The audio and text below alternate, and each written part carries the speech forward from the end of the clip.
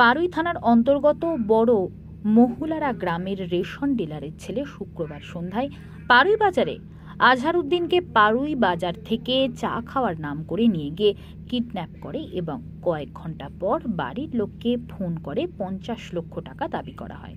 পাশাপাশি পুলিশ থেকে শুরু করে প্রশাসনের কাউকে জানাতে বারণ করা হয়, আর যদি টাকা না দেওয়া হয় সেক্ষেত্রে শেখ আজহারউদ্দিনকে মেরে খুন করে ফেলে দেওয়া হবে হুমকি দেওয়া হয়। পরিবারের লোকজন কিছু বুঝতে না পেরে স্থানীয় গ্রাম পঞ্চায়েতের প্রধানের দ্বারস্থ হলে প্রধান পুলিশকে জানায়। পুলিশ কয়েক ঘন্টার ব্যবধানে দুবরাজপুর থানার অন্তর্গত বালিগুলি জঙ্গল থেকে উদ্ধার করে আনে শেখ আজহারউদ্দিনকে।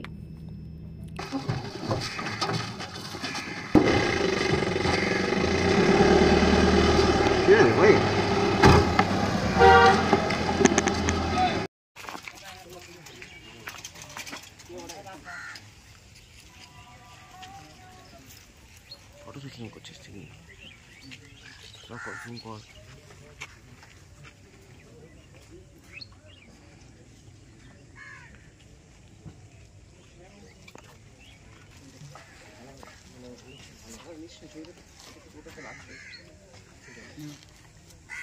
না ওদের মেন যে মিস্ত্রি তার ছবিটা আছে, হ্যাঁ ছবি আছে, হোল্ডিংটাও আছে, ছবিটা কি বলেছে আর ওই ছবিটা না ছবিটা দিয়ে দিস। রাজিমের ছবি